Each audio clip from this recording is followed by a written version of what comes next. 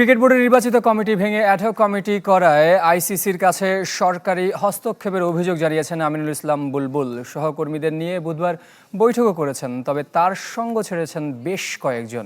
বিসিবির সাবেক পরিচালক খন্দকার জামিল উদ্দিন মনে করেন, বুলবুলের অভিযোগ নিয়ন্ত্রক সংস্থা আমলে নেবে না। আমিনুল ইসলাম বুলবুলের বোর্ডকে অবৈধ বলেছিলেন তামিম ইকবাল, এখন তামিমের অ্যাডহক কমিটিকে অবৈধ বলছেন বুলবুল। দায়িত্ব নিয়েই নতুন কমিটির কাজ চলছে জোরে সোরে, তবে বসে নেই আমিনুল ইসলাম। নির্বাচিত কমিটি ভেঙে দেয় সরকারি হস্তক্ষেপের অভিযোগ তুলে আইসিসিকে মেইল করেছেন, অপেক্ষায় নিয়ন্ত্রক সংস্থার পদক্ষেপের। এদিন বুলবুল বোর্ডের কয়েকজন বৈঠক করেছেন, তবে অনুপস্থিত ছিলেন বেশ কজন, যারা এই বিষয়ে আর সামনে এগোতে চান না। তারা মনে করেন সরকারের বিরুদ্ধে অবস্থান নেওয়া ঠিক হবে না, তাই মনোযোগ দিচ্ছেন নিজেদের কাজে, গণমাধ্যমকেও এড়িয়ে চলছেন। আইসিসির আমিনুল ইসলাম বুলবুলের পক্ষে দাঁড়ানোর কোনো সম্ভাবনা দেখছেন না ক্রিকেট বোর্ডের সাবেক পরিচালক খন্দকার জামিল উদ্দিন।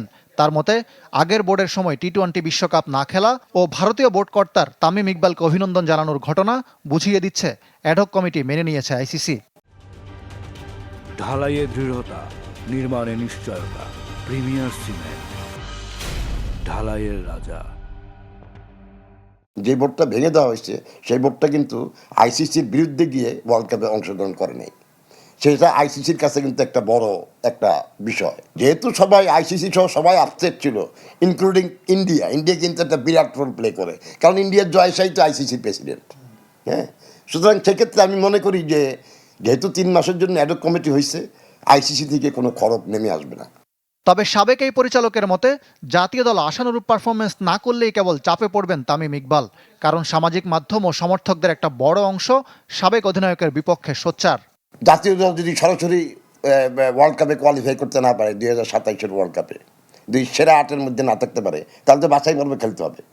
তখন তো এই সমালোচনার স্রোতটা আরও তীব্র হবে। এটা খুবই স্বাভাবিক ব্যাপার।